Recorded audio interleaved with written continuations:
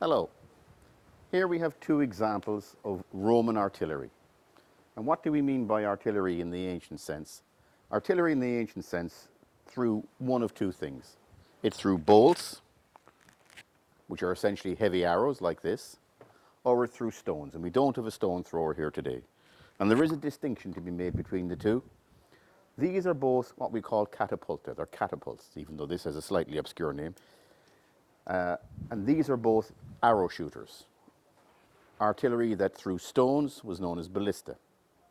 And these represent a sequence in time, a migration from older technology to newer technology. But we'll start with the older technology and this machine here. So this is known as a three-span catapult, or it's also known as a scorpion. And it shoots a bolt. We'll find the bolt out here. It shoots a bolt which is approximately 27 inches long. It has a large metal head, it has a wooden shaft, and it has some flights at the back. These flights are timber. In all probability, the flights, based on recent finds from the Netherlands, we know the flights were more than likely feathers. But both of these machines, and we'll talk about this machine shortly, are called torsion machines, torsion engines. And they don't have a bow, so they're not a crossbow. They're a torsion engine, and this is the torsion spring right here. And this spring is wound and compressed into place, and it provides resistance and stores energy when the arm is pulled back, when the bowstring is pulled back. This machine works exactly the same way. The difference with this machine is this machine has what we call a battle plate. And this is one hypothetical reconstruction of the battle plate which was found in Cremona. The machine itself consists of, here you have two springs, as we said, torsion springs like these. We have two springs here. We have two arms. These are curved arms, and this machine is based on a design described by Vitruvius. Vitruvius is describing this machine in the 1st century AD, but the genesis of this machine goes right back to the 3rd century BC. The person who primarily pioneered the use of these machines was Philip of Macedon, but the Romans, of course, adapt quickly. They take on ideas very quickly. They're keen to learn and observe and adopt new technology, and they adopted these machines relatively quickly. The machine itself has a winch mechanism. This is called a slider. This comes forward, and this will grip onto the, we release the claws. This will come forward and grip onto the bowstring itself. There isn't a bow, but we still use the term bowstring.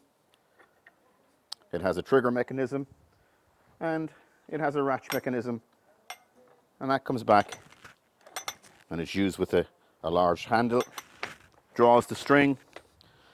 The slider comes back, as you notice. There's a slider, what we call a slider here. This always provides a fixed length for the bolt to run, improves accuracy. Once in place, it's a simple matter of releasing the trigger.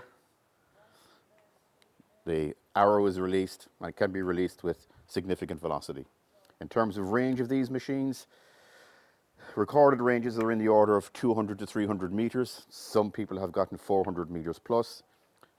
We have never fully stressed this machine, so we've got approximately 220 meters out of this machine. Simple wooden stand, all made of oak, complex but lethal machine. This one here is called the chiroballista, or as the Romans call it, a manoballista. Several people confusingly think a manoballista was something that was man-portable, and several people confuse the manoballista with the scorpion minor, which is a smaller version of this. Neither are true. The manoballista refers to the Latinized name of the chiroballista. Very simple machine, very similar to this. The main difference is in the construction of the field frame. The field frame here is all steel, as opposed to under here, this is a metal cladding, but under there is timber. Simple as that. You can see it if you go on the inside here, you can see the timber here. But this is all steel, hardened steel. We have a number of finds of the metallized casing heads of these machines. Cremona, etc., been an example. This machine, there are finds from Romania. This is a smaller version of the machine. These got a lot bigger than this. They got significantly larger. Certainly they were able to compete with the scorpions here. So the migration towards the end of the 1st century is from the traditional scorpion into the chiroballista or manoballista. You'll see these machines depicted on Trajan's column, on the cart, been towed by a horse or a mule. Again, probably significantly larger, quite mobile. I know we can't trust Trajan's column for anything, but I think the intent is there that artillery of this type of design was used. You can see the arch strut, and used on the battlefield offensively as opposed to defensively. Again, the machine is a very simple machine. It has a wind back mechanism. It has a different ratcheting system. This ratcheting system is described by Byton. So quite different, but nevertheless, apart from that, the design is absolutely the same. We have a slider that comes forward. Slider again grips the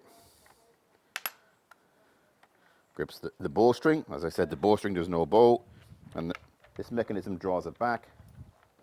The arrow is put in place, and the arrow is fired. This machine here, you can see that the springs are exposed on Trajan's column. You can see they're enclosed in a cylinder with a conical roof. What that's constructed of, how it was made, we don't know. At some stage, I hope to construct a similar enclosure for these springs. Bear in mind that the material used in these is rope. This is actually modern rope, even though it looks like traditional rope. It's got a reinforced nylon core in this rope. It just makes it safer to operate.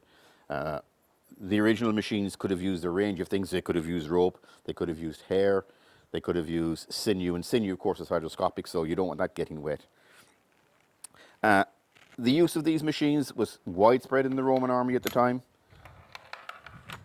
These are in use probably up until the 3rd century, maybe even a little before that, whenever they see the transition to simpler forms of artillery, like the onager, etc.